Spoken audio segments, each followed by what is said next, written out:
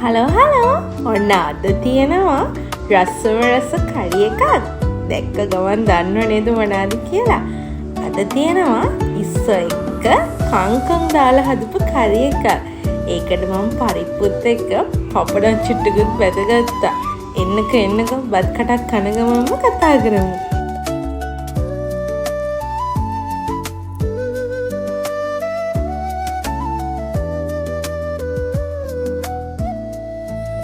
මුලින්ම ඉස්ස ටිකක් හොඳට සුද්ධ කරලා හොදගෙන ඒකට කහ, මිරිස් කුඩු, ගම්මිරිස් කුඩු, ලුණු කුඩු එකතු කරලා හොඳට අත ගාලා මැරිනේට් කරලා තියන්න ඕනේ පැය භාගයක් විතර.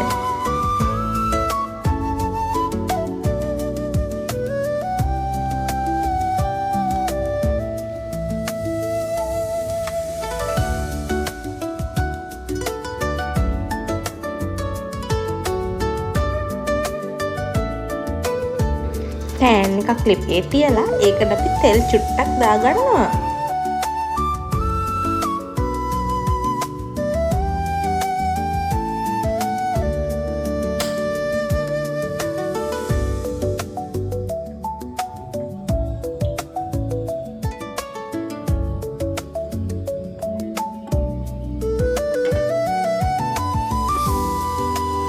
තෙල් එක රත් වුණාම ඒකට බීලුණු ගෙඩියකින් භාගයක් විතරයි සුදු ලුණු බිකි 3-4කුයි චූටියට කපලා ඒකත් දාලා ටෙම්පරාදු කරගන්නවා.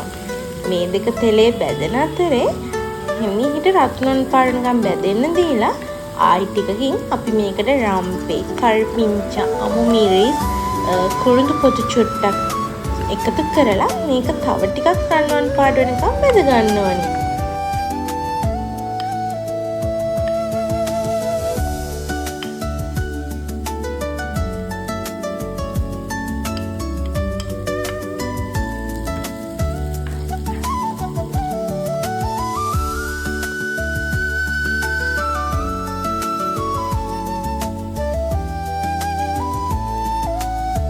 මේ ටික රන්වන් පාට වෙනකොට බැදීගෙන යනකොට අපි මේකට ඉස්ස ටික එකතු කර ගන්නවා.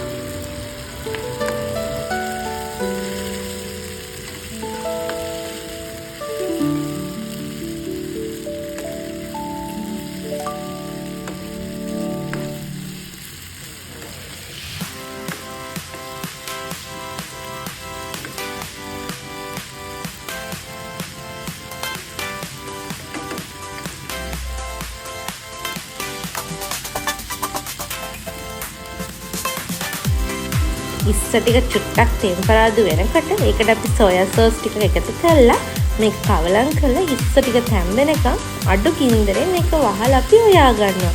ඉස්ස ටික තැම්බෙනකම් විතරයි.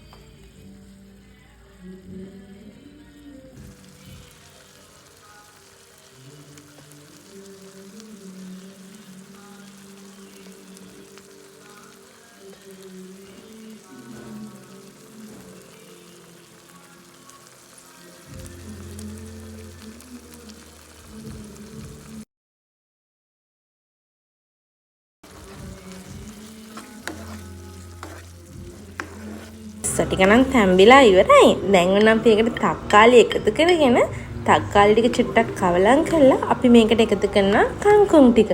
කංකුම් ටික හොඳට හොදලා වතුර චුට්ටක් බේරෙනකන් තියන්න ඕනේ. නැත්නම් කංකුම් වල වතුරත් මේකට එකතු වෙනවනේ. අපි දැන් කංකුම් ටිකත් මේකට එකතු කරගෙන කවලම් කරගන්න ඕනේ.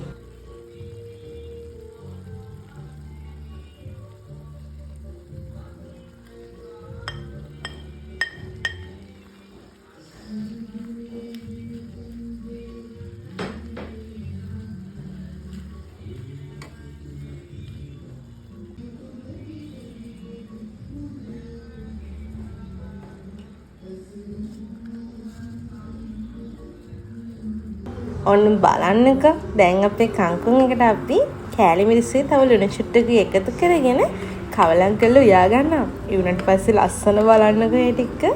හරිම ලස්සනයි කොළ පාටයි. දෙකම කන්න හිතනව නේද?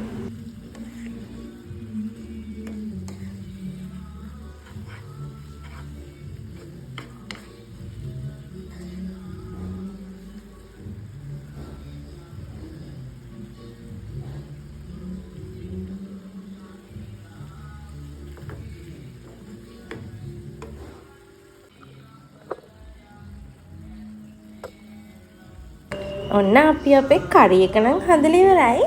මං ඉතින් මේක කන්න හදාගත්තේ පරිප්පුයි සුදු කැකුළු බතුයි පපඩම් චුට්ටක් බැදලා මිරිස් කරලකුත් එක්ක තමයි. මේක හරිම රසයි. ඔයාලා try කරලා බලන්නකෝ. try කරලා මාවත් mention කරලා තියන්න. bye bye. අදට ගිහින් එන්නම්. ආයෙ එන්නම් රසමරස කෑමක් අරගෙන.